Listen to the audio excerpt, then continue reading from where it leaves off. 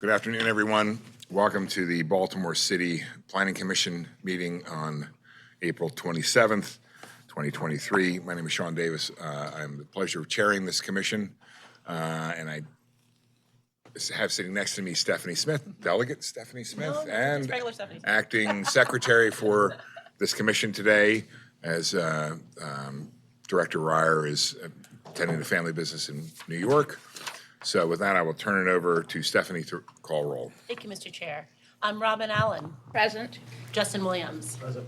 Victor Clark, Jr. Present. Marcia Collins. Present. Eric Costello. Absent. Talib Horn. Absent. Tom Previs. Here. Eric Stevenson. Here. And Mr. Chair. Here.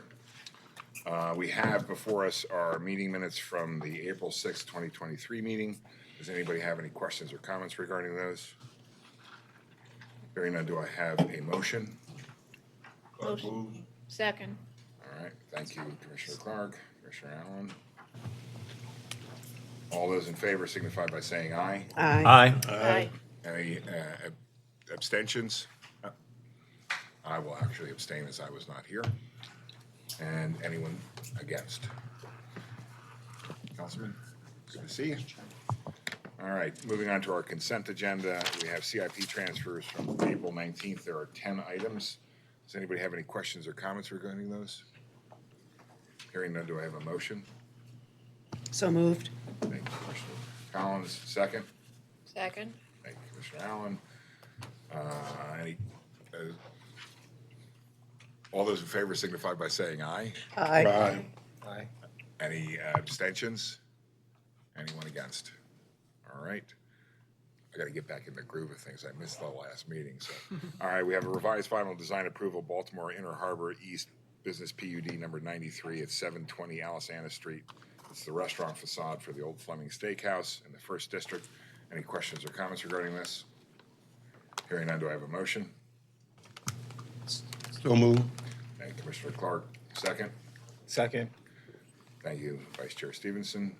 All those in favor signify by saying aye. Aye. Aye. Any opposed? Any abstentions? Finally, we have the minor subdivision final plans for 3809 Ridgecroft Road in the 3rd District. Anybody have any questions or comment regarding this? Do I have a motion? So moved. Thank you, Councilman. Second. Second. Thank you, Vice Chair Stevenson. All those in favor signify by saying aye. Aye. Any opposed? Any abstentions? Moving on to our regular agenda item, I turn it over to Acting Secretary Smith. Thank you, Mr. Chair. So under the regular agenda, item number 6, we have City Council Bill -23/0365, rezoning 601 through 621 East Biddle Street, 1101 through 1129 Forest Street, and 602 East Chase Street, and 1110 Nursery Place in the 12th District. Imani Jasper. Good morning. For anyone who either doesn't remember me or hasn't met me yet, my name is Imani Jasper. I'm the planner for the Eastern Planning District where these properties are located. Again, this is for the rezoning of the properties at 601 through 621 East Biddle, 1101 through 1129 Forest Street, 602 East Chase Street, and 1110 Nursery Place. This rezoning request involves 28 properties. Please be nice and do not make me name all of them. However, I can if that is necessary for the record. This is a rezoning that's going to reference the properties that are outlined in red on the next slide from the R8 zoning district to the C1 zoning district. And I remember how to work the clicker. That's great. So this site, this rezoning, right? It's working with me, and now something else is going to go wrong. Hopefully I don't get stuck in the elevator later. So this rezoning would impact the properties that are outlined in red on this map. As you can see, the block is bordered by Greenmount, Forest Street, East Biddle, and East Trace, with Nursery Place being the alley running through the middle of it. And so we're going to move on to the aerial. As is apparent from the aerial, the entire block these properties are located on is vacant, as is the block immediately to the west, as is the block immediately to the west of that.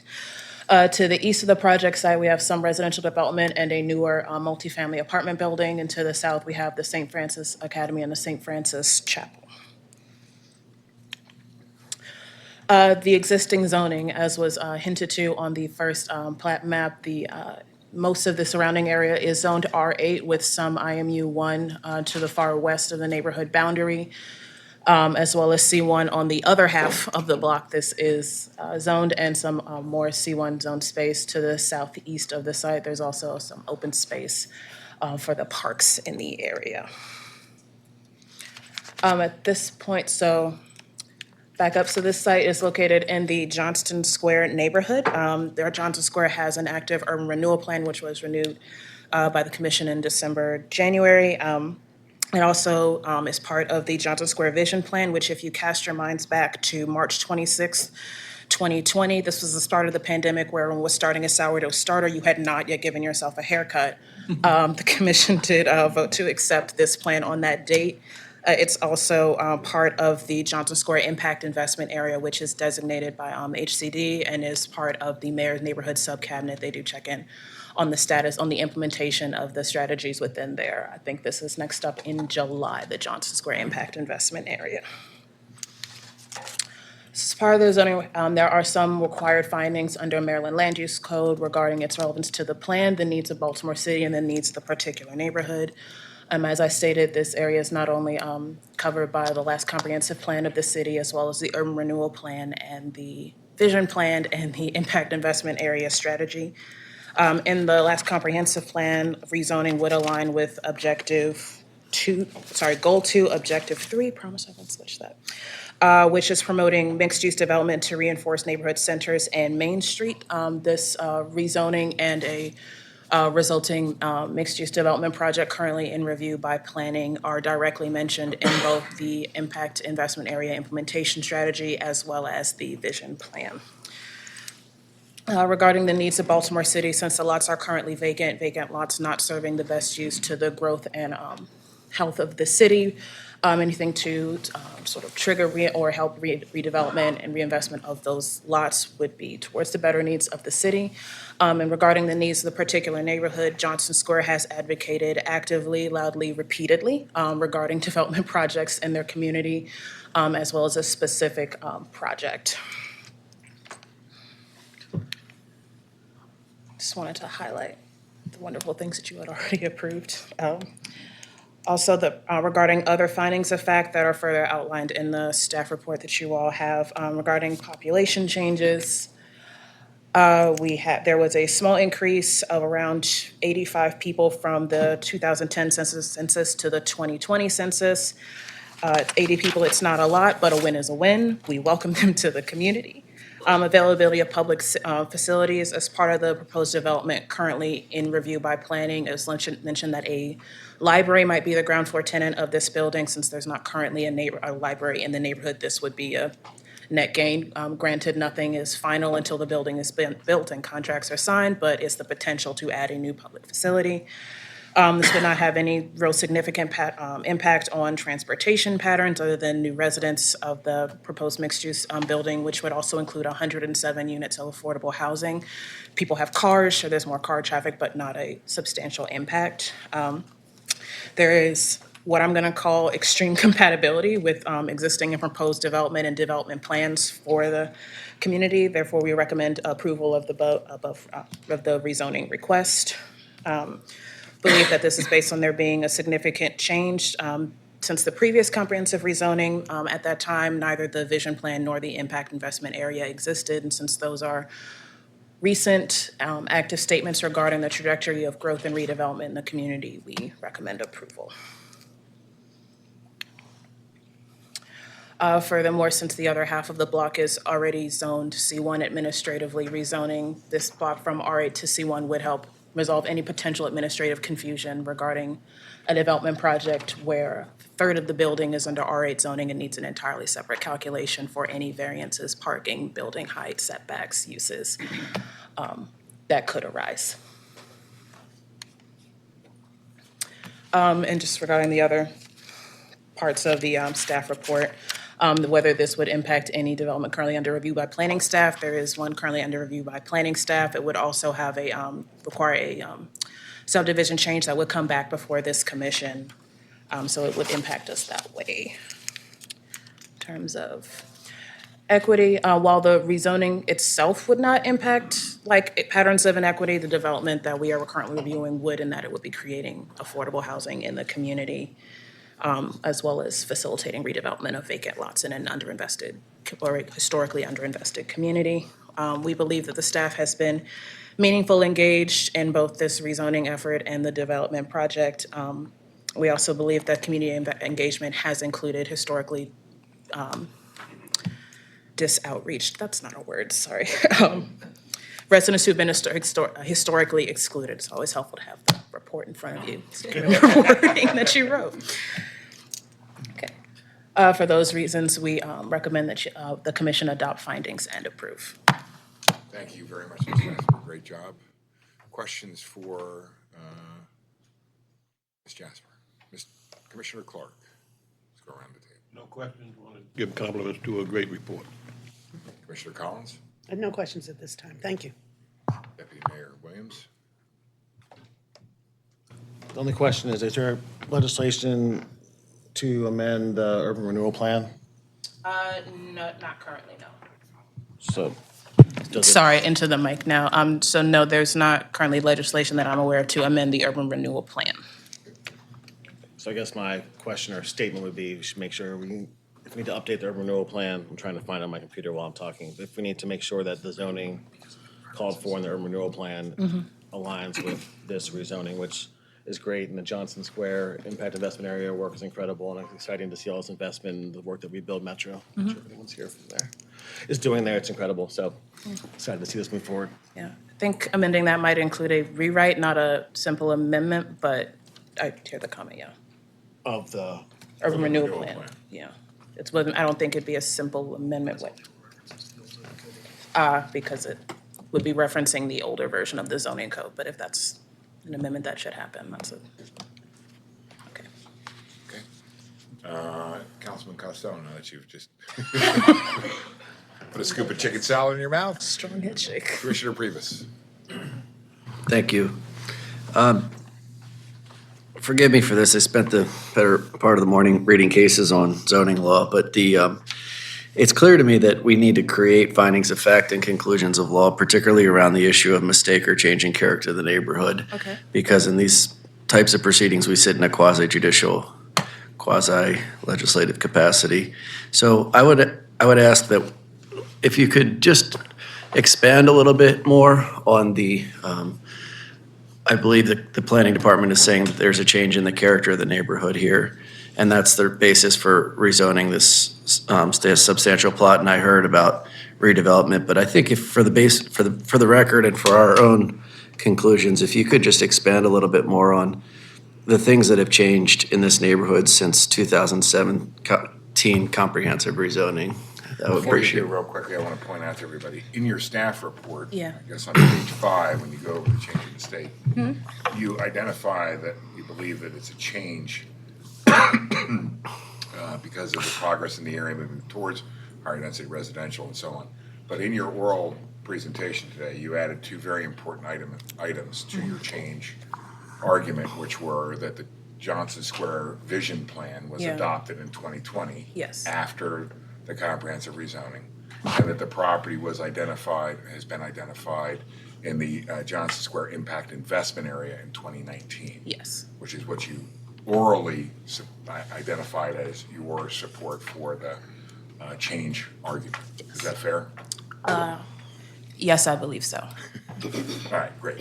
I just wanted to point that out Yeah. because it's different in the staff report than what you said, and I had literally written down in your staff report, hey, these are the changes that I think Got it. justify this. Understood. Thank you for pointing that out. So, I was just hoping you could maybe expand on those two things then, and how important they are to being representing a change in the character of the neighborhood. sure, absolutely. So, granted, I was not present in the city or this department at the time, but there's clearly been substantial demolition, both on this block and those around it, since the time of the last comp plan. The neighborhood itself has experienced substantial change and interest and redevelopment. The plans that were existing for the neighborhood were limited at the time of the last rezoning. And so now that we have this impact investment area strategy where this block is part of priority block 1A, so both numerically and alphabetically, it is in the priority block for development on this block. That strategy was not existent at the time of the previous zoning. As well as the vision plan, which involved substantial community, both support, and it was also a community-led process towards what development of this block should be that was not existent at the time of the last zoning. For that, those reasons, we have found that there is a substantive change, both in the neighborhood and in the community-based vision for the redevelopment of Johnson Square and community, and specifically this block, which I'll refer to as 1110 Greenmount et al. So again, don't have to go through all 28 addresses. Just very quickly following up, was it fair to say that some of the change has been of I guess what you're asking for is a change to commercial from residential, I believe, or to become C1 from R8? Correct. So in what ways does that reflect the changes that have occurred? What ways does making that C1 sort of reflect it or stem from the changes that have occurred since 2017? Sure, so it's been a change in that when this was zoned R8 and when there previously was development, there was probably, based on the plat map, individual single-family homes on the lot. Since then, the development demands and vision for the community have moved towards mixed-use redevelopment, which is allowed at a much more limited scale under R8, if at all, and is allowed by right at a much greater scale under the C1 zoning. Okay, thank you very much. You're welcome. Vice Chair Stevenson. No questions, thank you. Commissioner Allen. No, thank you. So I think you did a great job, and I support the rezoning, but just for your purposes and the planning department's purposes, I think when we do, since we are doing a lot of rezonings, I think we need to kind of follow a format that is consistent in all the staff reports. You did a fantastic job, but in land use law, the first question you got to ask yourself is there a change or mistake? That's always number one, right? You identified changes, which I agree with, and so you check that. Then in my opinion, all of the other things that flow from that, all the other questions are, okay, you have a change or mistake, but does it make sense to rezone this based on comprehensive plan and infrastructure and everything else, which you've done a great job of doing. So in the future, for all of our rezoning, it'd be great if the staff reports start off with a change or mistake argument. Let's handle that and get that out of the way. And then, okay, if we agree there's been a change or a mistake, then what are the supporting characteristics? Which you've done great. I just think you added the oral discussion regarding the change, which I agree with 100%. They happened after the 2017 rezoning. They were the community's visions. They furthered, there was a much more detailed study of the area that said, this is what we want to happen in our community. And this rezoning is directly particular to that vision plan. And then the implementation through the investment area is further evidence of they want the vision plan to come to fruition. So, you don't need. Yes, sir. I'll just say yes. Okay. Right. So, thank you very much. Is there anybody here in the public who would like to speak on this agenda item? I'm Michael. Come on up. Sure. I'm Michael Castagnola. I submitted this application on behalf of the development team. I really appreciate the staff report. It aligns with everything that we believe to be occurring and the positive feedback from the commission, and I can answer any additional questions about what's going on if needed. Thank you very much. Are there any questions for the speaker? Great. Thank you all. Is there anyone else here who would like to speak on this agenda item?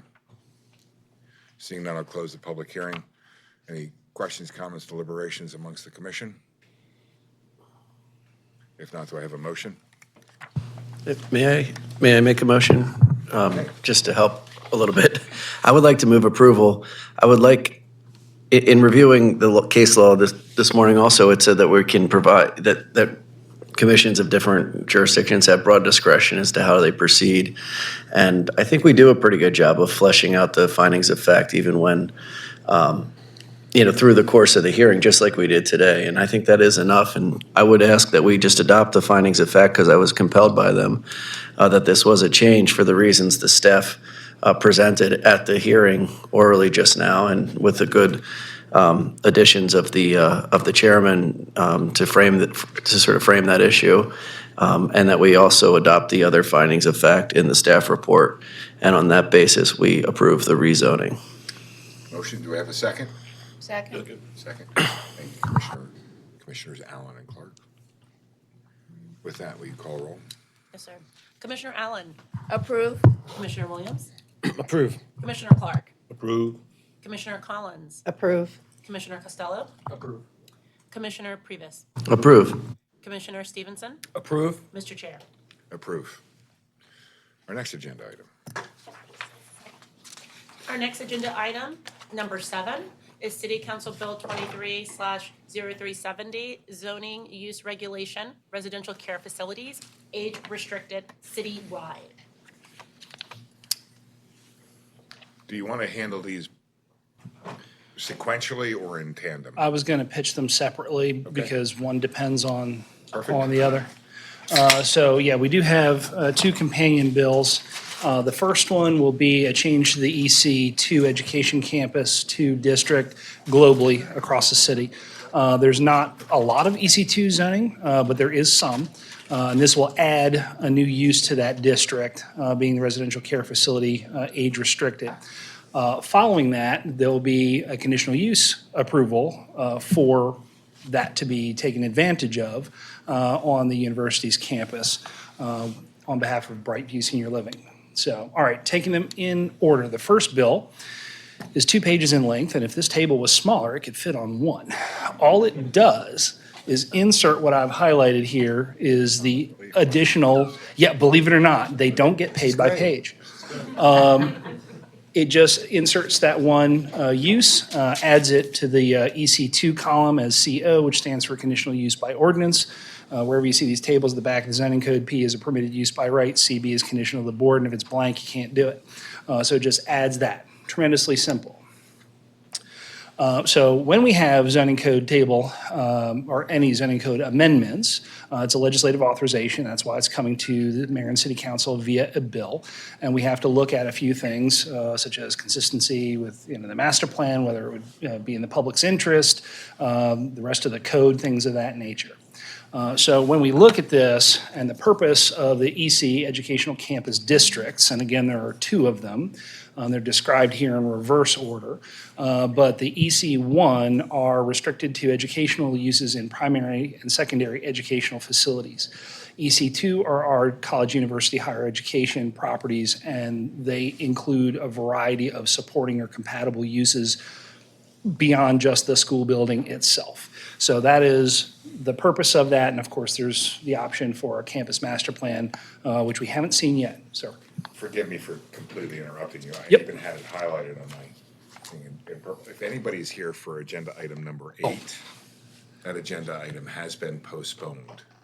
So if you're here for agenda item number 8, which is City Council Bill 22-0320, conditional use conversion of a single-family dwelling unit to 2 dwelling units in the R7 district at 427 Gus Ryan Street, that has been postponed. I'm sorry for not announcing that. No, that's okay.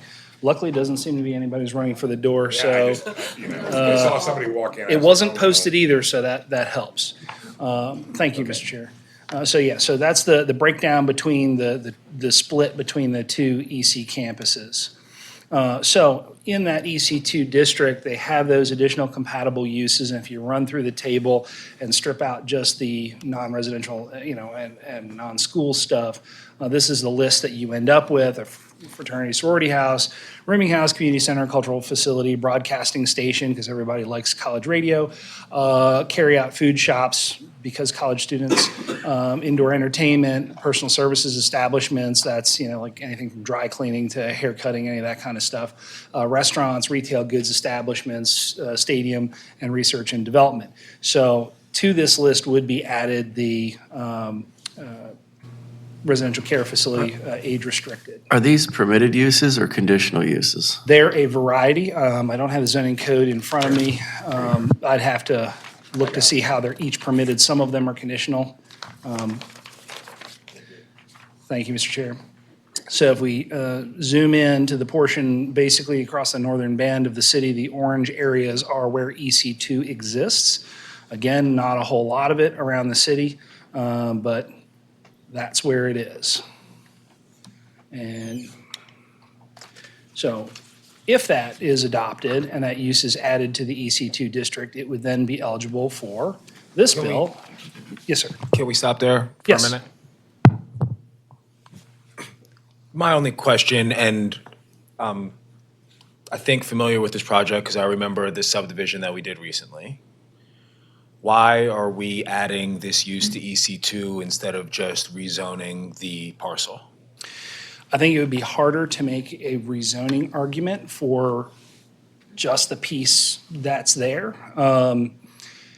And I think the counsel for the applicants are here and might be able to speak to their thought process and motivations. I didn't go too far down that path since this was what was presented to us, but the standards are different. So we'd have to look a little closer to see if we could justify a rezoning on this spot or if we would even want to. And Councilman Conway's here, so he will, after questions to you on this particular, I would agree that let's pause on the conditional use discussion until we get the text amendment discussion Sure. done. And, Councilman Conway can come up and then Ms. Hecker can come up. Sure. So, are there questions for Mr. Tiso regarding the text amendment? I have a couple questions, if I may. Please. Thank you. Question one, are there different notice requirements for a text amendment? I saw that the property was posted as to the presumptive conditional use, assuming such a thing exists after today, I guess.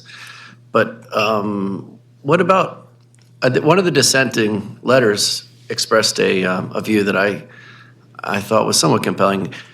This is a change for the entire city, so to what extent does the entire city need to be notified of a text amendment of this nature? If at all, I don't know the answer. Sure. So the notice requirements are different. For when we have a property-specific action such as the conditional use that has specifically enumerated requirements in the zoning code, we have to post the property for 10 days, things of that nature. A general council bill to amend the entirety of the zoning code does not have any specific notice requirements outside of the council's rules themselves. That being said, our agenda goes out to 19,250-ish unique email addresses when we advertise it just to try and get word out. I believe Councilman has spoken with his colleagues, and I'll let him talk about that because it goes beyond just his turf. But that's the only outreach that's required for that portion. Site-specific, different story. Thank you. I'll ask that question again, but I appreciate your answer. I'm going to ask this question to everyone as well. In the zoning code, every single other use that's conditional is conditional by board. And of course, we've talked about the difference between board and ordinance before. I may ask that question later, but why ordinance here when the entire rest of the EC2 land use table is by board? Wouldn't it make it more sense to just make it by board? I'll leave that to the sponsor. Okay, thank you. Vice Chair Stevenson, I think I cut you off when No, that, excuse me, that was my only question. So. Thank you. Commissioner Allen? No question, thank you. I would have asked to see the map again, but you put it back, so thank you. Commissioner Clark? Commissioner Collins? No question. Councilman Costello? No questions, thank you, Mr. Chair. Deputy Mayor Williams? No questions, thank you. So you answered one of the two questions that I had, which is where are the other EC2 districts in the city? And it's pretty diverse, and this is basically any existing educational center that has proposed a campus master plan? No, so these are just, when we did the comprehensive rezoning, we tried to put all the higher ed universities and colleges in EC2. There is an option to have legislation to adopt a campus master plan. None have done that yet. The goal was to have what we internally called a PUD light, not a full plan unit development, but something approaching that. That would be established by a legislative action. It would have a campus master plan that would not be as detailed as what you would see a PUD, but it would have the basic locations of buildings, the bulk height, massing, not down to the detail of the individual facades, but doing that level of detail, which would also allow for inclusion of what would otherwise be variances all over the place for setbacks and things, so that it could be treated as a campus, not necessarily on a parcel by parcel basis. But none of them have taken up that offer. We did a similar thing for hospital zones. None of them have taken up that offer as of yet. So in the hierarchy, you have the EC2 zone. Yep. And then should a university, college or university, or institution of higher education want to deviate from the bulk regulations that are contained in Table 12-502, then they have to come in for the campus master plan. Correct. Get And that would approved, replace which the. would include the Yep. bulk and yard regulations. Yep, it would replace the default bulk requirements in the code at that time. It's like a Coke Zero. Wow, you guys didn't know you were in a comedy show as well today. This is Fortunately, the great. microphone was off. All right. The second question I have is, do you know what zoning categories in the city that a residential care facility age restricted is permitted as a matter of right? Got your code handy? The paid attorney is smarter than I am and has that list ready. We'll hold that question for the paid attorney. I have no further questions on that one. Okay. So if you can, let's hold it. Sure. Allow the councilman to come up first. And Councilman Conway, it's great to see you. Good afternoon. Good to see you too. And thank you for Eric for walking through it all and kind of giving the synopsis of the project and the idea here. I think he did an excellent job of explaining what we're trying to accomplish. I wanted to address the two questions that came up. So why not the change in zoning? Very specifically, it was something we discussed at length with the community. This has been a concept that we've been thinking about for over 2 years now. And we wanted to make sure that we could really protect the interests of the community. And I think once we decided, if we change it to, for instance, to an R6 or R7, 50 years down the line, this could turn into something totally different, for which there would be very little negotiating ability for the community. With the ability to work with the university and think about it in line with the campus master plan, and think about it in that context, it gave a lot more ability to make sure that this doesn't go off the rails and turn into something totally different than it was initially envisioned to be. And I think to your question about why we decided to do conditional by ordinance, likewise, I think we were really thinking about the interest of the community and making sure that this is an impact that goes across the entire city. And we're still learning a lot about what this will mean once we roll it out. And I think we've seen this in other cities, but not every campus is Notre Dame, and not every context will be the same. So I think we want to make sure that council members can have some just discretion and the ability to work with communities to understand their needs. Great. Yeah. Yes, please. Yeah.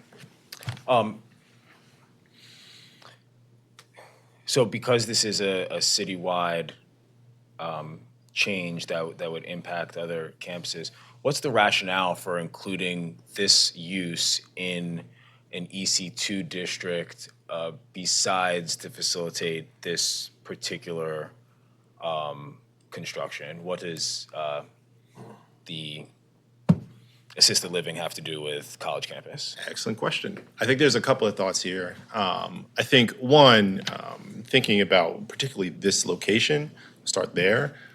We have an aging population in the neighborhood, and it makes a lot of sense to have folks who can sort of age in semi-place, living right across the street. Folks who are currently living in Homeland can move right across the street, still know their neighborhood, still be nearby.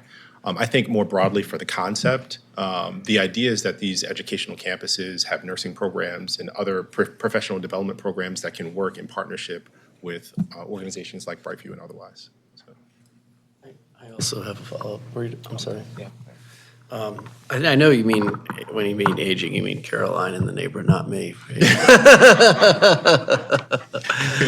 Lost complete control. Yeah.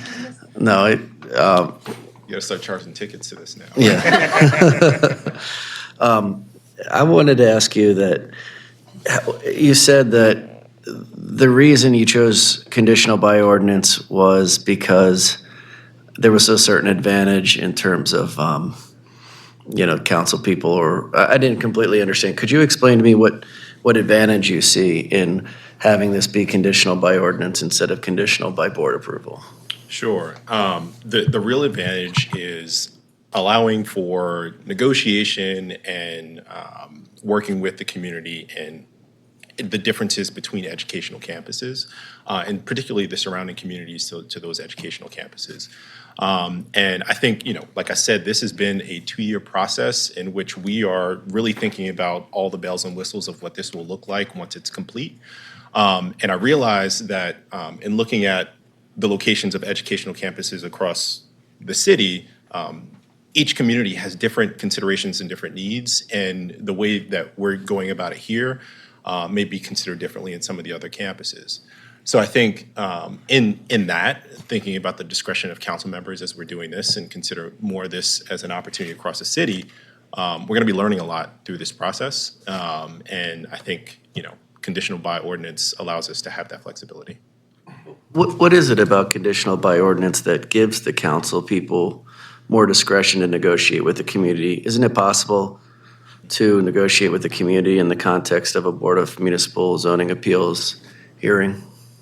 Yes, but ultimately, the council member in their, own discretion may decide that it's not worth moving forward, based on the negotiation with the community. What does not moving forward mean? I don't Not know. introduce the bill, Oh, just completely veto it, you mean? not introduce the bill. Okay, so that the conditional use couldn't be allowed at all by the council person of that district, is that what you mean? They wouldn't introduce the bill. Okay, thank you. No further questions. So for a point of clarification, speaking for Mr. Previs, I mean, the issue that I think we've struggled with, not only on, predominantly on single-family home conversions, which is a condition by ordinance as well, is the barrier to entry. Yep. Is that I have a really great project, but for some reason, I'm not able to meet this little specific, person's issue over here, and that person may have a tremendous influence with the council person of the district, and I don't get introduced, and there's no alternative for me. I got nothing. I got nowhere I can go, right?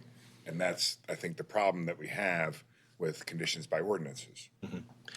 I understand and appreciate what you're saying because, I mean, at the end of the day, we don't allow contract zoning in Maryland. They do in Virginia. And they get a lot more done in Virginia in terms of negotiations with developers, in terms of, infrastructure improvements and public benefits and a variety of other things. We don't allow it in Maryland, unfortunately. So this is kind of like contract zoning, but kind of not, so. Yeah, and I think, we have two tools really to make these decisions. It's either through a council member introducing a bill or giving that decision to this body to make the decision after said owner wants to introduce that change. And I think what I've seen is neither is perfect. There are certainly shortcomings that arise when you guys have to consider zoning in a certain way. You have to consider whether or not it is allowed and so on and so forth. And there's certain things you can't consider in this deliberative process. So I've seen that kind of shake out both ways, and I certainly appreciate the difficulty that it may pose for getting business done. I think because this is the first time we're doing this, there's sort of an experimental nature to it that I think we want to be thoughtful about and careful about. And I certainly could see this in time switching to conditional by board. But I think right now, as we're sort of working this out, I think it makes sense to go this way. I think just to add one last piece to what Mr. Chairman was saying too, I mean, if you have one particular view for your neighborhood and a different council person has a different view for their neighborhood and so on and so forth, you could end up with what's in effect 12 different zoning rules by conditional by ordinance because each person's applying their own interpretation, where if it's all going to the Board of Municipal Zoning Appeals, there's only one legal standard being applied to all of the districts of the city. And the state of Maryland's only authorized the city to have a zoning code, not each councilmatic district. So it's another way of expressing the same concern. So Vice Chair Stevenson, anything further for Councilman Conway? Nothing further. Thank you. Commissioner Allen? No, thank you. Commissioner Clark? Nothing specific, except that I see two of the major HBCUs are in this formula. I do know that over in the area where Coppin Heights is, they've got a big development operation that's Right. doing some great work. Right. How much do you think that will affect them? So they've got a building there I know of that would be transferable to this new age-restricted type of thing. Is that a plus for them or a minus, in your opinion? Sure. I think for all of the educational campuses across the city, this is a plus. I think you'd be hard pressed probably to find someone who would not like the additional ability to have this option on their campus, especially considering the added benefit to nursing programs and the proximity to folks that they might be working with. So I would say, yes, this would definitely be something that would be beneficial. That leads me to my next question. I'd like to know why you don't have a document signed by all council persons who are affected by this in your possession at the moment. I spoke to all council members in advance, personally spoke to each on the phone, anyone who's got an educational campus in their district. Did not ask for signed signatures from folks, but everyone I spoke to was supportive. I guess I'll find out during the vote. Well, even more, we'll definitely find out during the vote. Yeah, that's when the problem comes. Yeah. Well, I'll worry about that when, hopefully, I gotta worry about this vote, so worry about this one first. I'll leave it alone. Commissioner Collins? Thank you, Mr. Chairman, and nice to see you, Councilman. And I'm just curious, one of the reasons for doing this approach are the, in this particular institution that you're looking at, should this proceed, was the issue more about how they could utilize and work with the residents versus how the residents could benefit from being in a campus? And I say this as an older person, that, you know, sometimes having the interaction with younger people is vital to how you progress in age and your well-being. So I'm just curious if that was a factor of interest in this effort. I can't speak for the client. I would venture to say yes. I think they've had this vacant space on their campus for probably a decade now, and putting that into productive use, I think, is important both for the university, and I would even say for the city, and also certainly for the community and the needs of the community. And so I'm sure in factoring out that component, they probably thought about all those pieces. Thank you. No other. Councilman Costello? Nothing. Deputy Mayor Williams? No comment, but I guess, or no question, but to add on Commissioner Clark's comment about Compet and I know their nursing program's strong, well-regarded, and I think Hopkins, their ranking just came out that they're number 1 or 2 in the country in their nursing program. And so the connections with the nursing program is compelling to me as another rationale for allowing this in the EC2 district back with conditional use approval. A few questions for you. So are age-restricted residential care facilities a tax-exempt entity in Baltimore City? They are not, as I understand. I will not go too deep into it, but my understanding is that they are not tax exempt and they will be paying taxes on this property. Yeah. It's my understanding, based on the MOU, that Notre Dame will continue to own the property and ground lease this to the operator. Okay. If that's the case, will the operator be tax exempt? It is my understanding they will not be tax exempt. I think Notre Dame would have to pay tax as a Yes. outside business purpose rental. It would be beyond their tax exempt status, so we would still collect the ground rent.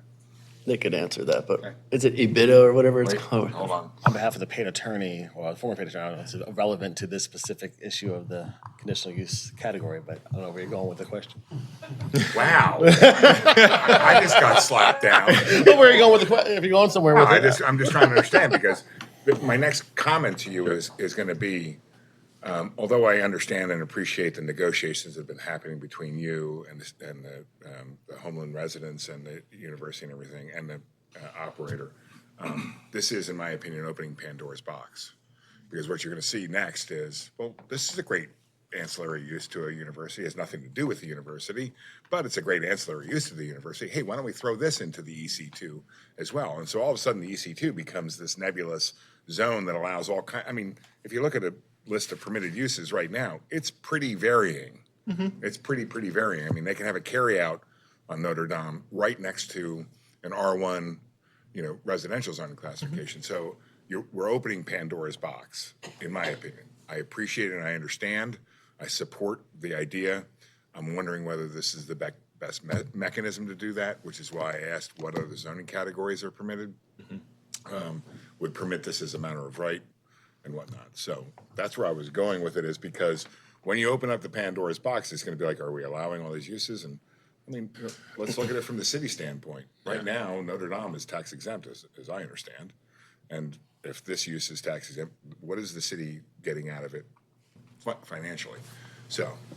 But thank you for slapping me down. I wasn't slapping. On the tax part, I think our state legislature would be well engaged, within their rights to think about these sorts of issues, because there is a need to think about how our tax base is. I actually believe the city charges tax on this kind of thing, but that's a question for another day. I see council shaking. And their then, head. to respond to your comment, or thinking out loud on this topic, is that some campuses should have the flexibility to grow in unique ways. And so even though the carryout may be unusual or a use that you might find a county, some people might want to carry out next to the campus to carry out. You want to have more amenities for the students to go to and be able to get food and a bite to eat. And so that's why there should be a varied level of uses if the campus master plan supports it and the people who have the EC2 zoning in place so choose to utilize that in their vision of how the campus should grow.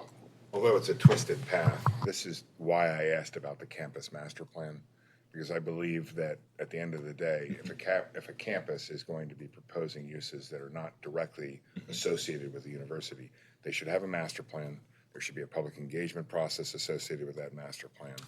And then they can move forward with the implementation so that this doesn't become kind of helter-skelter. And if you want to propose additional uses, go ahead and propose them. Make it like a PUD light. Or just a PUD. Or, kind of a thing. So I'll go back to Mr. Stevenson's question, which is a great one. Why didn't we consider like an R6 or 7? And as we started to dig into the various options, we had a number of options on the table about what made sense for the concerns of the community. And I think, one of the major concerns was if in 50 years, this turned into something totally different. And if you changed it to that, you change it to an R7, you could put very different things in this space for which that wasn't the understanding with the community. And so I think, in trying to think about how to elegantly allow something like this on an educational campus, given what we were trying to accomplish, and do so in a way that is sensitive to the concerns of the community, this is the most elegant way that we could figure out how to do it. So from our perspective, the text amendment is applicable throughout everything. So we can't take into consideration, we shouldn't take into consideration the specifics of the conditional use permit that we are going to talk about next associated with this. We got to think about it in the abstract and saying, great, you guys had great negotiations with the citizens and everything like that. But as a commission on the text amendment, we're looking at the citywide thing. And we need to say, okay, what's the most appropriate thing? Because of that, I would agree with you that, I'm sure Brightview is going to be successful and continue on. But worst case scenario is something happens and they pull out. Right? And now this is applicable to everybody, and you're going to have to go back. So the conditional use, in my opinion, by ordinance, kind of makes sense, because then you're going to have to go back through a negotiation process to accomplish that. So, any other questions for the councilman? Thank you very much, Councilman. Thank you very much. Always a pleasure. Yes, Ms. Hecker, would you please?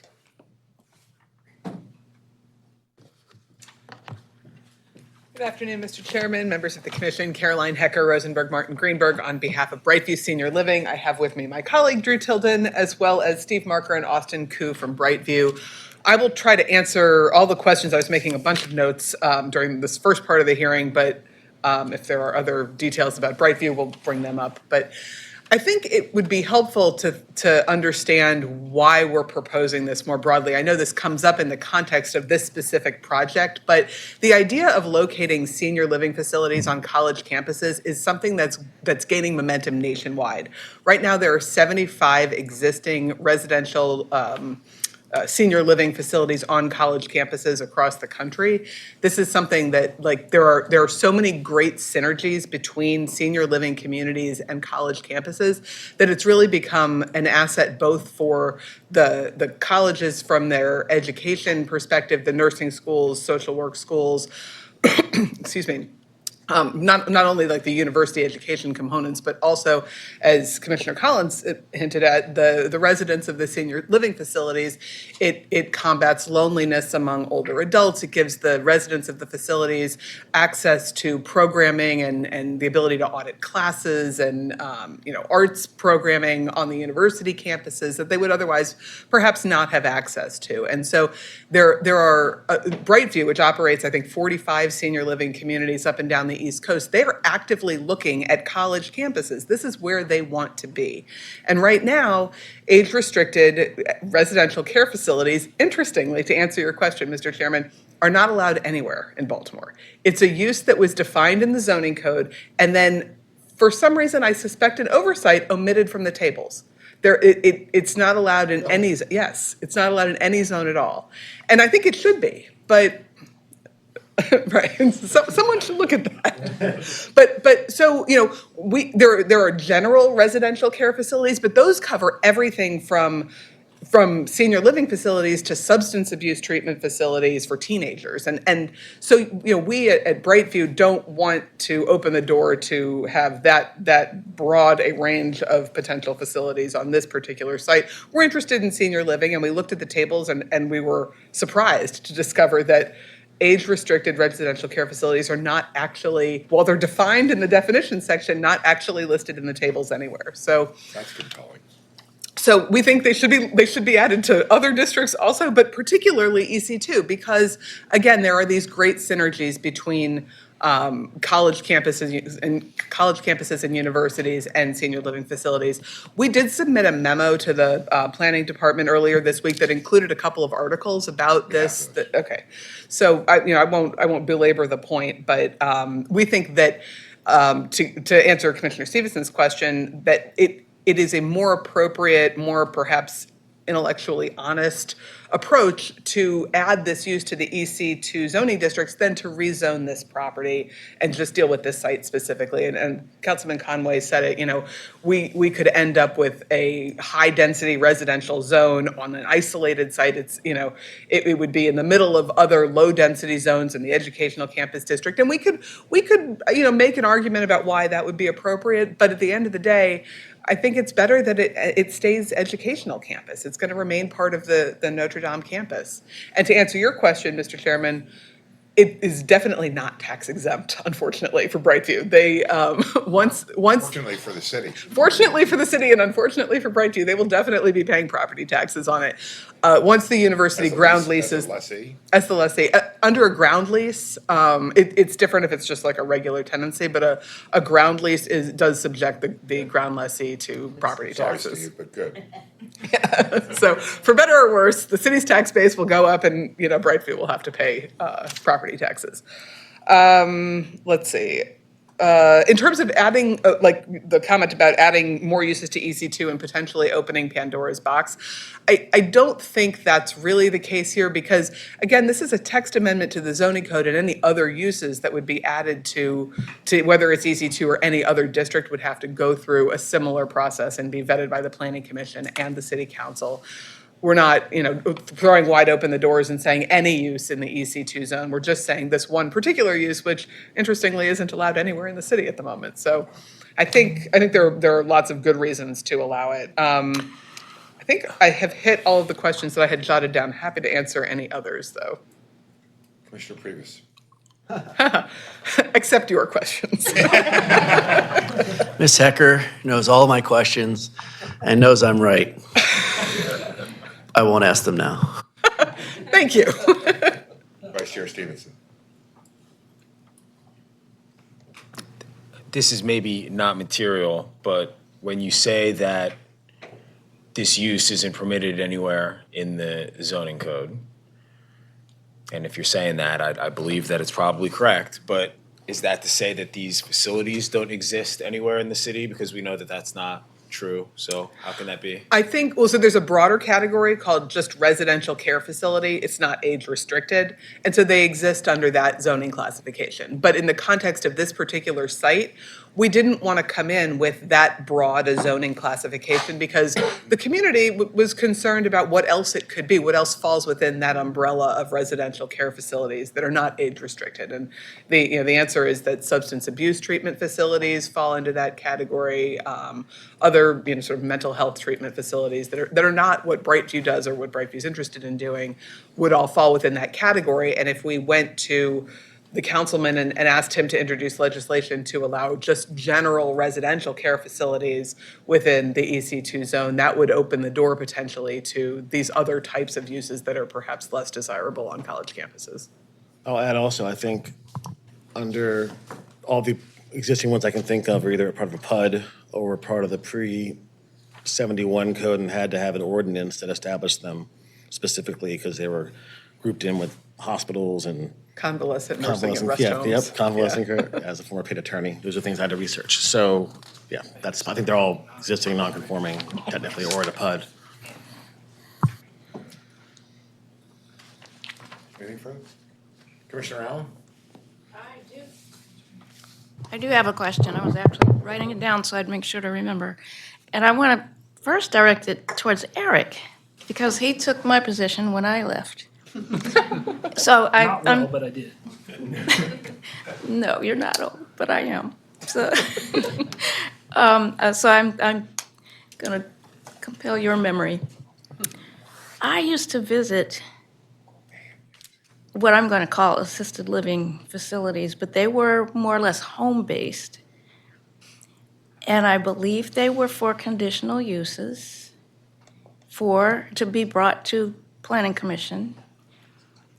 I don't remember what they would have been under, but they were pretty specific, I think. Do you recall what they would have been under? Yeah, that's the convalescent nursing and rest home category that In the previous zoning code, which was actually designed to be the more traditional old school nursing home, that when the market reality changed and shifted to more of the small home-based care, they said, yeah, same thing, and lumped it in with that same use category. Okay. So that's how that happened. So then, Ms. Hecker, you're speaking to, I don't remember if Brightview took over what I'm thinking of, like Brookdale. Is it Brookdale? In the Baltimore County, where my aunt was until she passed recently. And it just occurred to me, there are no places like that. That's not the home-based, or what I'm calling home-based, house-type senior facility, smaller community.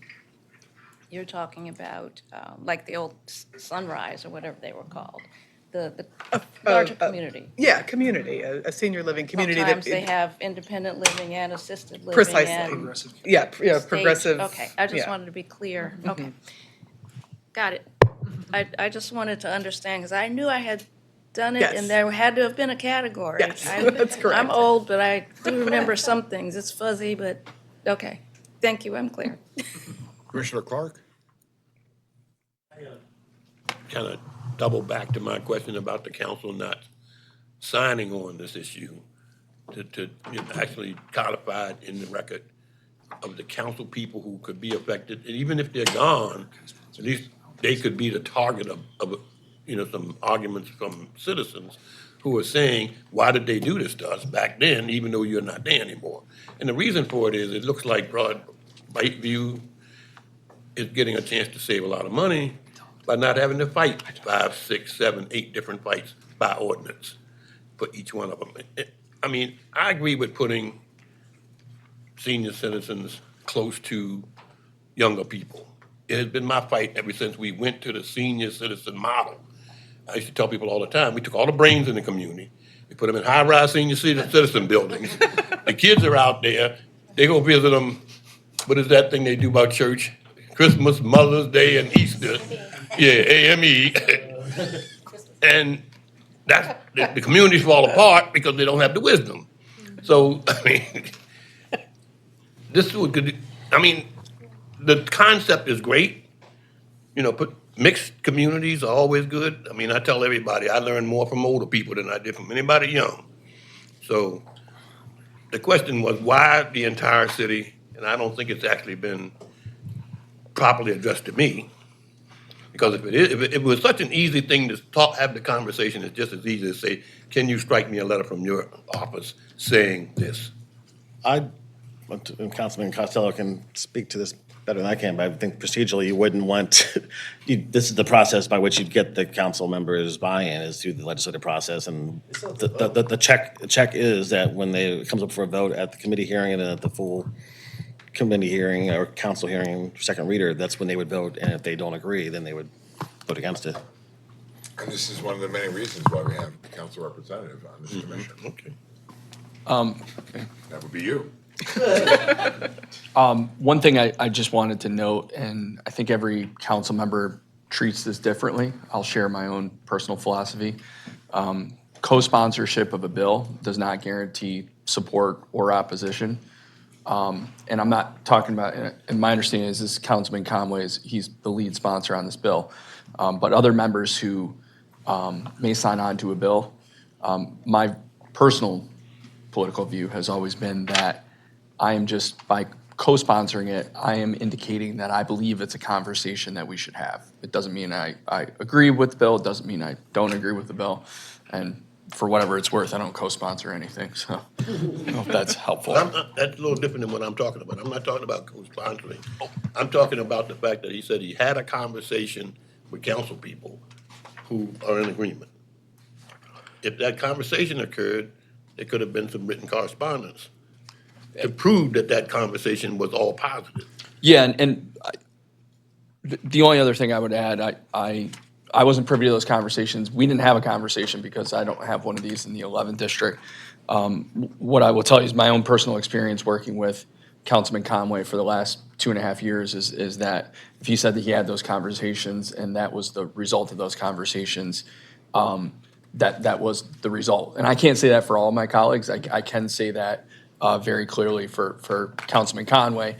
And again, to the chairman's point, just talking about the council process, what'll end up happening. And I know you're, Commissioner Clark, you're familiar with a lot of this, but just for the public and those who are curious, the chair of the Economic and Community Development Committee, which is Council Vice President Sharon Green Middleton from the 6th District, she will schedule a committee hearing.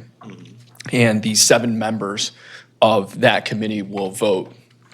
When a bill is introduced, it's referred to various city agencies depending on the bill. Anything to do with land use obviously comes to, at a minimum, planning as well as our law department. Everything gets referred to the budget office.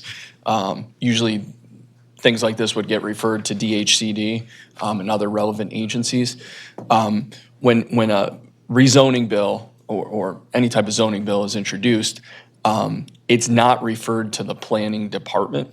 It's specifically referred to the planning commission. And we as the planning commission essentially speak on behalf of the planning department. Planning department makes staff recommendations, et cetera, et cetera.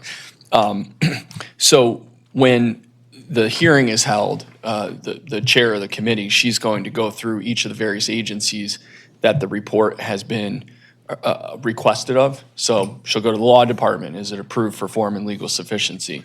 She'll then go to the budget office. Is there a fiscal impact associated with it? And Mr. Tizo joins us for all of these hearings. And she will say planning commission. And she'll turn it over to Mr. Tizo, and the deputy director will essentially summarize what's in the final report that we send over as a result of this hearing, and that a lot of that will outline the discussions that we've had and questions that have been raised. And then he makes himself available to answer questions essentially on behalf of what we've discussed and what we've decided as a planning commission. So in that respect, there is an opportunity for, what we're talking about here to be taken into consideration by the committee. And then if and when it passes the committee of 7, it then goes to the entire city council on second and third reader. And I know that probably most of that, but I just wanted to share that as context for everyone else. And I'm not trying to disparage the reputation of Councilman Conway, okay? I'm just saying that the loop seems to be closed in the idea that I proposed. It's going back to the council, we know that, right? They're gonna fight over it, and if they get this thing straightened out, it's fine. If not, as a citizen representative, you see what I'm saying? Yes. All of Baltimore is not the same. So when you get to a certain point where some neighborhoods are gonna say, no, how did this happen? It's gonna get pointed back to somebody. And it's gonna be the elected officials. So, a couple things. We are just a recommending body, I know, and this is gonna go back before the council, and they can either listen to our recommendation or they can right. forget about our recommendation. So, we need to provide them with as much information as we can, so they're making the most informed decision from a planning perspective. They have to deal with the political issues that come from this. And in regards to the specifics of, this is passed, and someone comes in at Coppin or at Hopkins and wants to propose something similar, it's that council person's prerogative to either introduce that bill or not. And this is giving them the flexibility to make that decision, where heretofore, they don't have the flexibility. I knew about this relationship between universities and assisted care, continuing care, retirement community type facilities a long, long time ago. It's been, as Caroline said, it's been around for 20, 25 years. We did one in Shepherdstown. So it's a great model, but it's really up to the council person to either introduce the ordinance or not, and the council person is rightfully going to say, do you have the community support? What are you going to do in order to get the community support? So I appreciate what you're saying, Councilman or Commissioner. I think that the way the process is, we need to render our decision, and then it'll be brought to the council for them to fight about. They get their last bite at the apple. Yeah, yeah. All right, Commissioner Collins, do you have any questions for Ms. Heckler? No, Mr. Chairman. Councilman? Deputy Mayor? No questions. I don't have any questions for you on the text amendment issue. Do have some questions for you on the conditional use application, which will go I'll over stand by. subsequently. Is there anyone here who would like to speak in regards to the text amendment that is before the commission right now? We're going to take this discussion, render our decision, then Mr. Tisa will come back up and we'll talk about the conditional use. But to clarify the text amendment, is there anyone here who would like to speak? Yes, please come forward. Hello again, members of the commission. Hello, everyone. Good afternoon. My name is Zoe Gensheimer. I'm here representing Baltimore Tree Trust, which is a small nonprofit organization planting trees across Baltimore City with a focus on our most vulnerable neighborhoods. I'm also a lifelong resident of Baltimore City, and have been working in urban forestry for the last 10 years. I'm discouraged by the decision of the Planning Commission from last month, allowing the forest conservation easement modification for supposed public benefit. I feel that this decision brings easements that were seen as a true movable conservation tool as more flexible, and so I have concern around that. I just wanted to reiterate that, and we're here talking today about rezoning. I'm here to kind of just bring us back to 1923, which is when these trees were around when they were planted originally, and the decision that we're making affects the last 100 years, century-old oak trees that are being removed. So I just want to bring that back into the conversation. I think we've had some really interesting conversations today about the benefit of bringing old folks in with young students and the the true benefit that can come from that. I also have a grandparent who was in assisted living and understand how impactful that could have been for her. But to put a building on an area that is actually, I think, productive in what it's doing right now is what I'm bringing back to the table again, and how much impervious surface we have in this city and where we should be putting buildings when we're building them. This is opening up much more green space in our city to putting more infrastructure on it. I think we should not be taking away green space when we don't really have the privilege to do that in 2023. We're at a huge climate crisis right now, which we hear about, which is really overwhelming to consider. But Baltimore City does not have enough tree canopy. We have a citywide goal of 40% tree canopy coverage. This is obviously a higher canopy neighborhood, but there's a lot of neighborhoods downstream from here that are going to be affected. In one of the letters you all received from the Baltimore City Forestry Board, which is a group of volunteer activists, we mentioned that a red maple that's a 2-inch diameter breast height can absorb 60 gallons of stormwater during a rainstorm, so that's a brand new planted tree. Whereas a red maple of 40-inch diameter breast height can absorb more than 16,000 gallons. And so we really need to think about this as quality of life for our residents.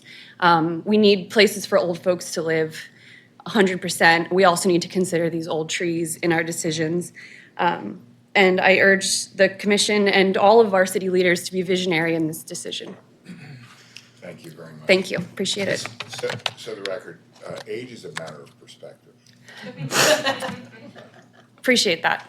Thank you. No, but your comments, we're going to carry your comments forward to the conditional use part of this, the next discussion, because that's very site-specific. And I'm sure you're applying it broadly in terms of, these campuses, but also specifically. Actually, Mr. Chair. I'm going to get shot down again. No, I'd like to make a comment in solidarity with her testimony that does tie it to the text amendment. Because if you look at this map, a lot of our university campuses are also green space. And we think of them almost as one and the same, but I'm realizing now that a lot of things that I may have thought were zoned as open space are probably actually zoned as EC2. So this would, open up a lot of green space to a construction type that isn't just an accessory use to the educational campus like a Chick-fil-A, but a highly profitable use that could motivate construction in the middle of a quad. So I think that is, a real concern for us to think about. Thank you. Thank you. But don't go anywhere. Any other questions for the speaker? Thank you. Mr. Tiso. Just to clarify, perhaps, this changes use. It doesn't change the entitlements in the EC2 for bulk.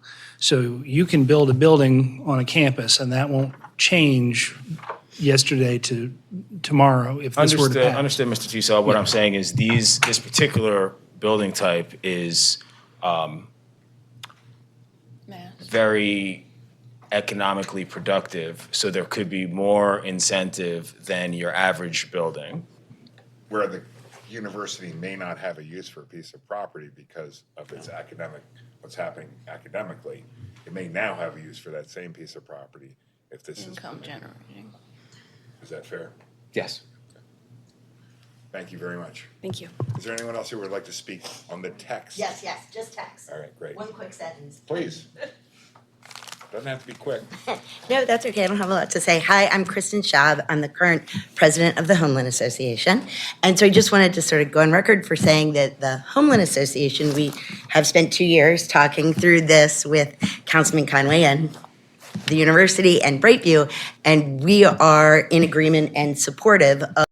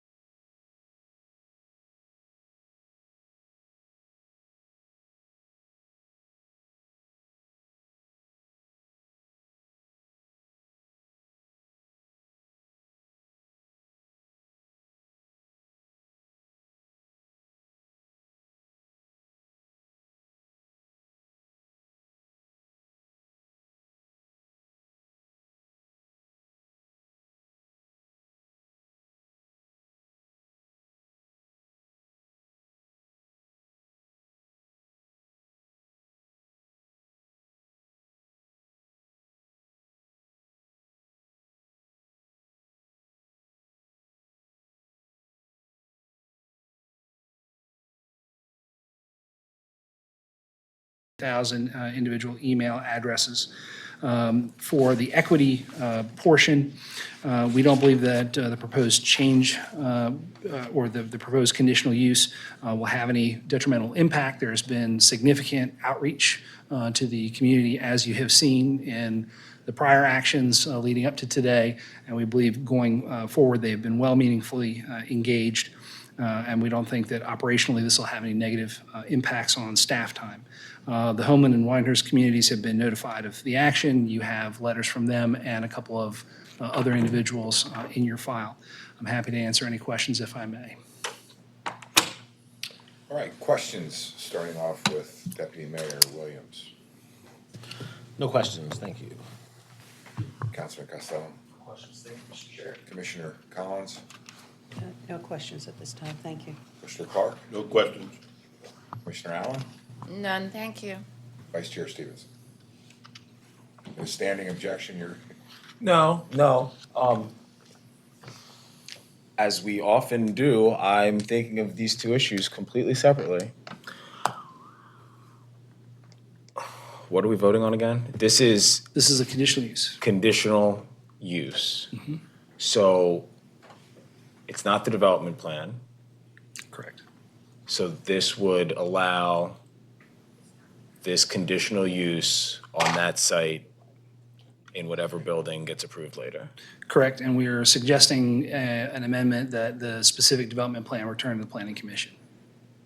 the subdivision and this, and the development. Well, you get both, but just in case there's a way to do something without subdivision, we wanted to be sure, and I did discuss that with applicant's counsel beforehand, so they do know about that.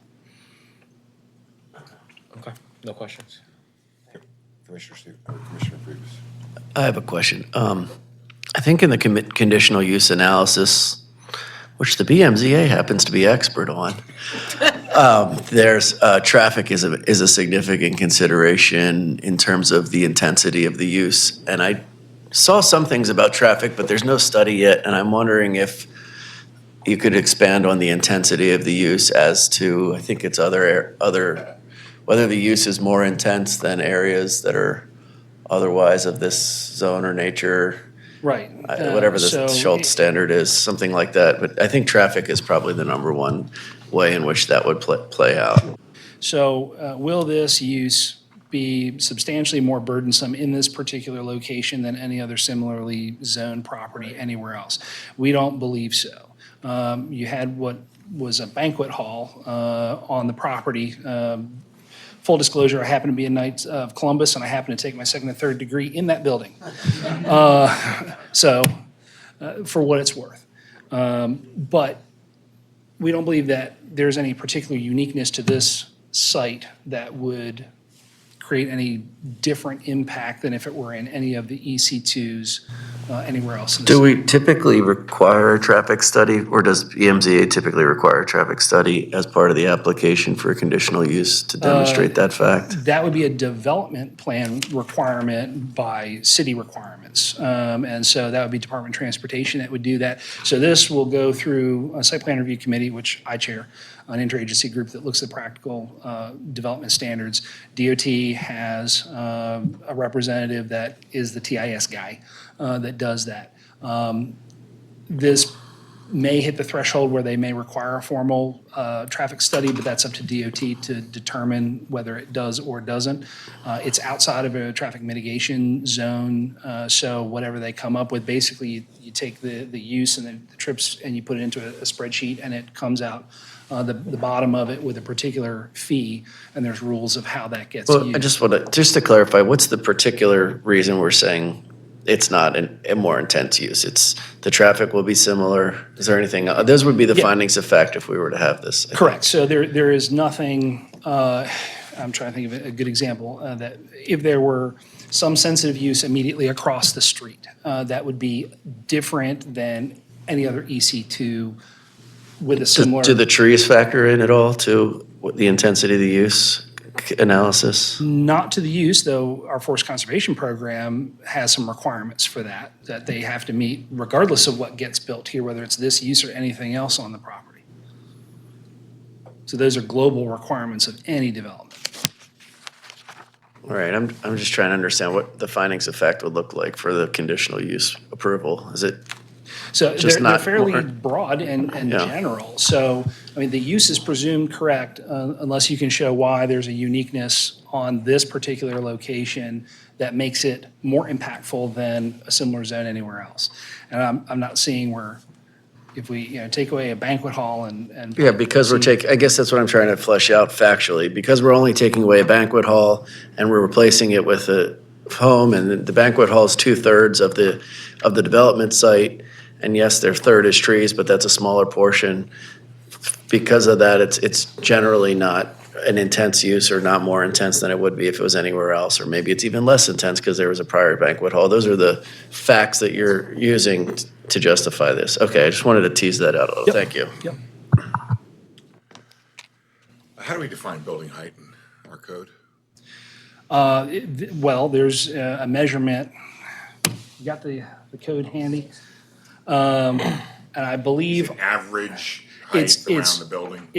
That is one of the options if it's far enough back. And actually, I just asked him to go run and get the code, but what will not reflect there is the latest zoning code modification bill, which fixed a problem, which allows you to take the average around the base of the building if you're far enough back from the street, because if you got a property on a hill, measuring from the curb doesn't work.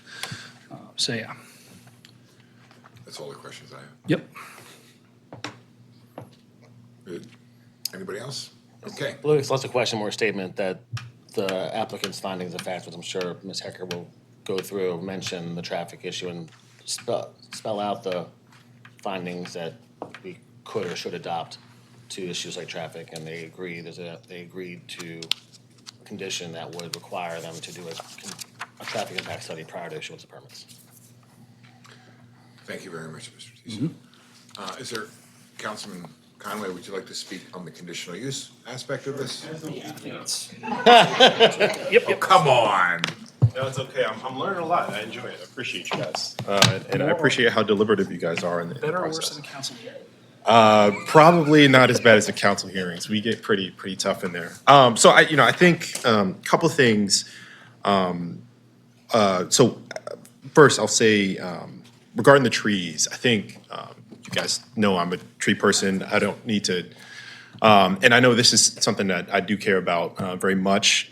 Understanding the sort of sensitivity of the project, I think we don't know yet what it'll look like, and so how many trees they will be able to preserve and save are yet to be determined. So I don't want to say too much beyond that. I do know that they would have to change their ability to develop into that area in order to figure out what they would be able to do. And so, that's something to be considered. I thought I turned it off. I think the other major consideration, and we do have the forest conservation laws already that sort of govern this piece. I think, and this is not for this body to really worry about yet, but I'm already working exactly with the Baltimore Tree Trust and other tree partners to put forward a tree ordinance that would particularly govern instances like this, because I think we do have pretty weak tree laws on private properties. That's And a so matter of perspective. that is, well, there we go. And I think that's something that we're trying to think about how to do sensibly, because this is something we want to be sensitive to, of course, thinking about climate change, of course, thinking about the city's tree canopy, and of course, thinking about the area. So, we're trying to think about that more thoughtfully citywide, and realize that there's a lot of sensitivity on this case. But other than that, I'll open to questions if you guys have any questions about this. I mean, the only thing I would Yeah. suggest to you is in those deliberations with, the forest advocates, which I support 100%, also consider private property rights in that discussion Yeah. as well. Yeah. Okay. Questions for the councilman? Thank you very much, Councilman. Oh, that was easy. Is there, I think at this point, everybody's just tired. I know. Is there anyone else who would like, yes, sir?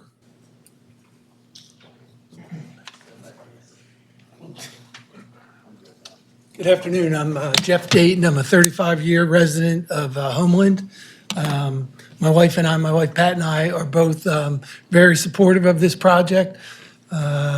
I'm 66, about to be 67, and I think, as some other people have already mentioned, having the idea of having something of this nature nearby, Homeland and many of these old neighborhoods in Baltimore are special, and being able to, if you potentially have to go into assisted living and still stay in your, known area nearby is invaluable. I had a brother who died of ALS about 8 years ago. I grew up in Delaware. The University of Delaware sent physical therapists to his home to help him because he couldn't move his limbs anymore. I can't even tell you how invaluable that was to him. These kids showed up the day before he died. They had exams going on. They wouldn't accept anything. And it was a wonderful experience for them. It was hands-on. And I think that what Notre Dame has with nursing program, and I don't know if Loyola or even Hopkins, having that nearby and those students could get that firsthand work experience would be, the best thing that they could ever have, I think. You all are talking about traffic. I'm not a traffic guy, but, I never noticed in all the years I've lived there when they had big events over there that was any issue. Never heard anybody talk about it in the neighborhood. But I think that, again, senior living and having it nearby is something that'd be wonderful. I'm currently a lifelong learner. I just started taking piano last September through Hopkins Peabody. And I don't know if Notre Dame, I haven't looked at to see if they have anything available. But my wife has done some stuff taking languages, things like that. So any of those types of things that I think are available to seniors are very valuable. Thank you very much. Very supportive. Thank you for your time. Questions for the speaker? Thank you very much, sir. I was just going to tell him that he's young. Yeah. Appreciate it. Anyone else who would like to speak in favor of this? Ms. Hecker? I'll be very brief. Oh, I've got a line of questions. He's the only lawyer that says that is true. I promise, this will be quick. I just. No, when I say it, it's not true. Self-awareness is important, Mr. Priebus. Caroline Hecker, Rosenberg, Martin, Greenberg, on behalf of Brightview. I just wanted to make sure that you all had the memo that we submitted. It goes through, I heard some questions about the specific findings that the commission is required to consider in connection with the conditional use application. And our memo goes through them in quite a bit of detail. So I'm happy to answer any questions. We think, obviously, that this is a great use for this site. Brightview is very excited about it. We've worked really hard with the Homeland Association. You have a copy of the MOU that we've entered into. It's the product of a lot of hard work, a lot of really dedicated people from the neighborhood, and we're really excited about moving forward. And we look forward to coming back before the commission for the development plan, so thank you. Hopefully I was close in the legal analysis. Are there any questions for Ms. Hecker? Of course. Mr. Williams said that the developer was going to agree to do a traffic study, I guess. Is that right? It's actually in the MOU. We've agreed to do it. Oh, it's in there. Okay, great. No further questions. What's the definition of height? Were you able to find that out? Yeah, it turns out Martin's very efficient. He does happen to have the bill included here. So, basically, so for determining height limitations, the height of building is measuring the vertical distance from, as applicable, the mean curb level of the right-of-way on which it fronts. Okay, but what we had to fix was, and if the front wall of the building is not within 30 feet from the average elevation of the ground adjoining that wall. So if you have a big hill, and this was actually the case, that language got mistranslated from the old code to the new one. In theory, you could have an underground building, right, if you're measuring from the curb. So this building is probably far enough back that it'd be around the base of the building. The average of around the base of the building? Correct. Okay. And there's not tremendous elevation on this particular site, so. That's not what the topo says. So. The topo says there's a hell of a lot of grade We change found a from- flat piece where the building is going All to right, go. so here's what the reason for my questions is. There's a requirement in the VC district that you have to have a campus master plan if you deviate from exceed any of that. the bulk regulations. Correct. The bulk regulations in the EC2 are pretty simple and straightforward. You've got 65-foot height, and then you got no setbacks unless A, B, and C. I'm looking at the elevation that was provided in the package that you have, Yeah. and the height of the building. Thank you. the height of the furthest away building is 45 feet, but then you can see the grade change, as you can see in this elevation, how it falls off. And I want to make sure that you're under 65 feet. We will make sure we are under 65. This is all very conceptual at this stage. None of this has been engineered or fully All right, designed. so now here's my problem, okay, is that, and I appreciate why you're here, because you want to understand the use before you go into the details. If, however, that changes and your building needs to be greater than 65 feet, I think the campus master plan has to come before the conditional use. It doesn't have to come before the conditional use, but it absolutely would have to come before a building permit. We wouldn't be able to That's a matter get. of interpretation. I mean, I think, at the end of the day, the campus master plan lays out the plan for the entire campus, of which this is a part, since it will continue to be owned by Notre Dame with a long-term lease. But the use would be the same regardless. The use is a residential care facility, age restricted. It's the physical, technical design of the building that would trigger what would otherwise be a variance, would not be the conditional use. It would be a variance that would require if it wasn't on an EC2 zone, it would have to go to the zoning board for that. Okay, that's a fair argument. So take it to the next step. If we establish the use as a conditional use on this property, regardless of the details, if it breaches any of the bulk regulations, you have to come back for a campus master plan. Yeah. Cool with that. All right, good. We will be very careful when we design it. No, don't be careful. I mean, if you need more than 65 feet. You'll see us again. Go more than 65 feet, but get the campus area master plan. I'm looking at the two guys from Notre Dame right here. And that would be legislative action as well. That's true. The master plan would go back to the council, so. Okay. Any other questions or comments for Ms. Hecker? Thank you. Is there anyone else who would like to speak? You can go first.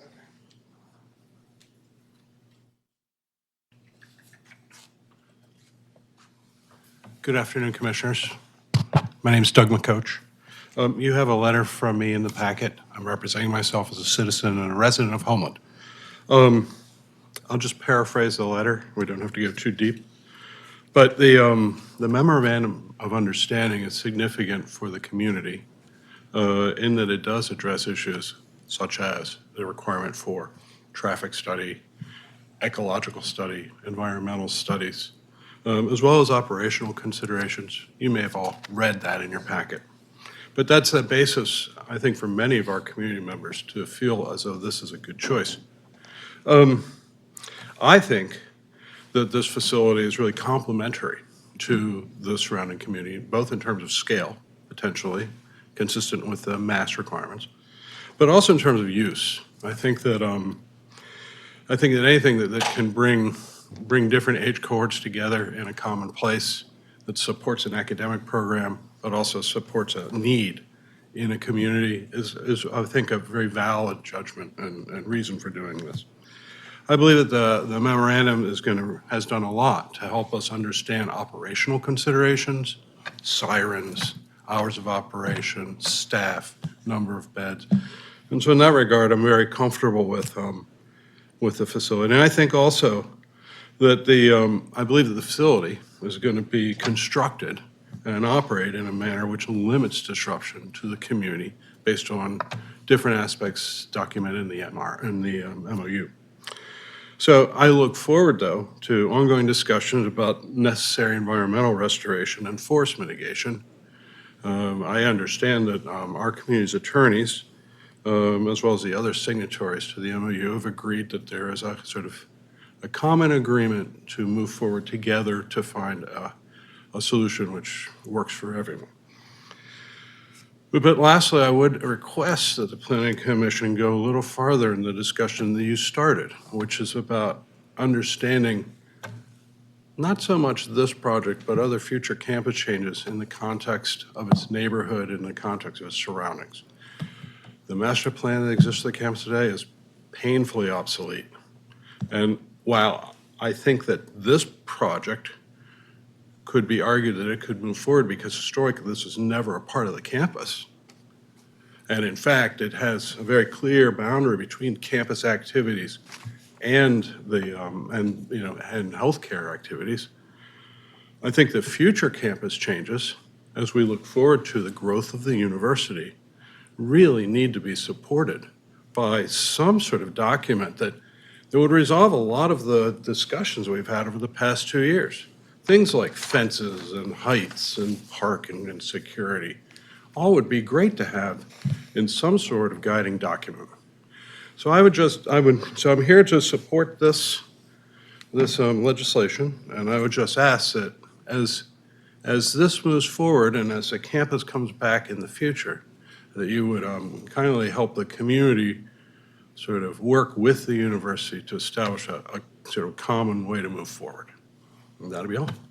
Thank you very much. Are there any questions for the speaker? Thank you very much. Great, thank you. Yes.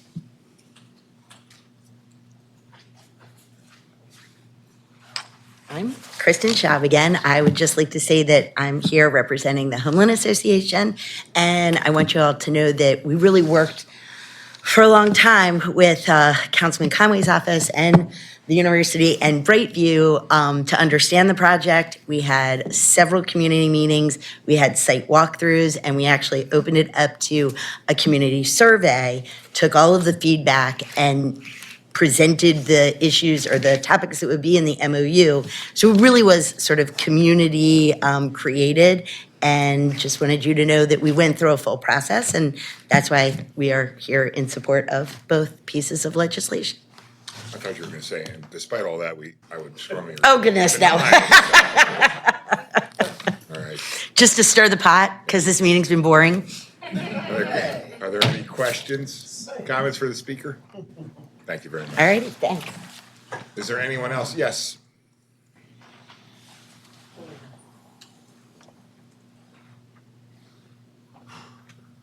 Good afternoon, Commissioners. Nice to see you guys again.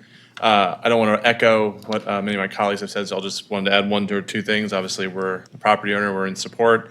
One of the main things is that we were very excited when Brightview came to us initially. We were, had this property that, as one of my colleagues had mentioned, been sitting vacant for a number of years. We weren't sure exactly what to do, but we knew we wanted to do something. They were the right entity. A couple other companies had come along, but they were the right sort of organization that we were looking for. For those of you who are not familiar, Notre Dame has kind of two main focuses as an educational institution. We're very into teacher preparation. We're the largest private producer of new teachers in the state, and healthcare preparation. We're one of the largest producers of new nurses in the state. We just recently launched a new occupational therapy program, one of only 2 in the state, and that is one of the main connections to Brightview. With their senior living population, we view them as a site directly next door where our students can get practical education experience. Our pharmacy program, one of only 3 in the state, same thing. And we're launching a new physician assistant program this fall, which is just going to be another site that we can have working very closely with Brightview. The last thing I'll mention, and one of the commissioners mentioned this previously, we do, at Notre Dame, have a Renaissance Institute. It is our lifelong living institute for adults who are 55 years of age and older.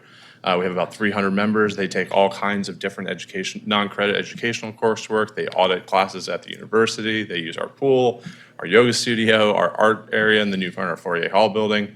They're an integral part of the community, and we fully expect Brightview members are going to be a part of that Renaissance community. We kind of foresee that great interchange of generations between Notre Dame students and Brightview residents moving forward. So thank you, and I'm. Forgive me if I missed your name. Oh, I apologize. I'm Greg Fitzgerald. I'm the Chief of Staff of Notre Dame Maryland University. Great. I'm happy to entertain any questions. Great. Are there any questions for the speaker? Thank you very much. Thank you. Is there anyone else who would like to speak on this agenda item? Seeing none, I close the public hearing. Questions, comments, deliberations amongst the commission? I better jump in before I get moved. Sorry? I better jump in before Mr. Costello moves, or Councilman Costello, the Honorable Mr. Costello. Yeah, all the names and titles. The thing I wanted to ask is whether we could, I would be in a position to support this because I think the record reflects the analysis for conditional use. And I in particular remember Ms. Hecker's memorandum, and I would ask that we consider adopting that in addition to planning staff's memorandum. as part of the basis of our findings here, and we went through a lot as to what the findings of fact might be and the intensity of the use as it relates to other neighborhoods. I would only ask, for my personal view, that Mr. Tizo, if he could, in the memorandum that goes to city council or in some other way, reflect on some level the conversation that we had in the 5-3 vote with respect to conditional by ordinance and the challenges there, and that how this decision kind of was contingent. In my motion, at least, if were I to move to approve this, it would be because, assuming, just like with the residential properties that I often look at also, if it's going to have to go through a conditional process, it shouldn't be the applicant's fault that the city's process is broken. And so I would just ask that you kind of reflect that. There's a lot of internal conflict going on. No, there's no internal conflict. I'm just saying that I would like that the record be very clear about the discussion that was 5-3 vote on the first one. And if that's the case, I can support the conditional use on the second one. That's what I'm trying to say. And I would be willing to move approval. We have a motion. I'd like to second my colleague's motion. We have a second. Call roll. Oh, real quick, Mr. Chairman, is this one we need 6 on? No, I don't think so. No, it's not rezoning. Thank you. Okay. Commissioner Allen?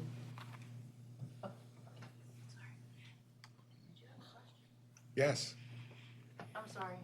please. Yes, please. It was just a comment. I can wait No. till my turn. Well, it's not a question. I just was going to say that all these different issues, the trees, I think I voted for the forest conservation modification, but I regret that. I voted against the previous action because I don't believe that we should be making this change across the city because I think that this is a very specific thing that's happening here. But that being said, if, Brightview and the community and the university, like this for them, I don't have any objection to, them doing this on their campus. So that's all. Okay, great. Thank you. All right. Commissioner Allen? I could tell he had something to say. Approve. Commissioner Williams? Approve, and I'll add a comment to that floor that I really appreciate Brightview's investment in the city. I was saying I approve, and I want to make the comment that I appreciate Brightview's commitment to the city and investing here. And the city has a lot of problems and things that we're working through that we're dealing with decades of disinvestment and issues, but I appreciate the choice to stay here and invest in the city. And there are always trade-offs in life. And so, for example, trees are an issue here, and I understand the concerns the community are raising about trees, but if it is true that there's an $80 million investment in the city, we need all the help we can get and all the investment we can get and all the tax dollars we can get, quite frankly, to improve and the social services that we need to deliver for the rest of the citizens. And so weighing those competing policy considerations, it makes sense to move forward on a global matter, and then specifically, weighing the Schultz v. Pritt standard, it's a clear cut approval that there's no worse impact here than elsewhere in the EC2 zone. I agree with that on the Schultz v. Pritt standard as well, for the reasons Mr. Williams said. I just wanted to echo that. That's one of the reasons I'm feeling so strongly about the conditional use. Commissioner Clark? Yeah, I vote approval, and I would like to say that I will probably be watching it in my neighborhood over the since we're spreading it citywide, it may infuse me into conversations inside of the Coppin Heights area very much, and John Bullock will hear a lot from me. Good. Commissioner Collins? Approve. Commissioner Costello? Approve. Commissioner Previs? Approve. Commissioner Stevenson? Approve. Mr. Chair? I also approve, and just one comment. I appreciate your concern and you coming back to speak to us regarding the forest, existing forest stand. I am comforted by the fact that I believe we do have a very strong Forest Conservation Act here in the city, and that I know the staff, in dealing with the Forest Conservation Act, is going to extract every possible mitigation they possibly can out of the applicant when they come before us for the development plan. And that we just need to make sure that when we're doing that, we are getting the best possible mitigation that we can. So with that, If there's nothing else on the agenda, I move to adjourn. Yes. Before we adjourn, I'd just like to point out that after a little over 40 years, my colleague Carol Hellman is retiring. Birthday party. What? So she will no longer be sitting in the back, keeping an eye on this body. And I know that she really looked forward to all planning commission meetings. She served on her planning commission in her county. And she's always been a strong advocate for all the work that's been done here. So I just wanted to mention that. Well, please, on behalf of the commission, please tell her we thank her for her dedicated service. It was always great having her here. And when she filled in for you, she did a great job. Thank you, Mr. Chairman. I will definitely tell her. Thank you for letting us know. She did do an excellent job. No one's Marcia Collins, but All right, with that, our next meeting is on May 18th. We look forward to seeing everybody then. Until then. Gavel.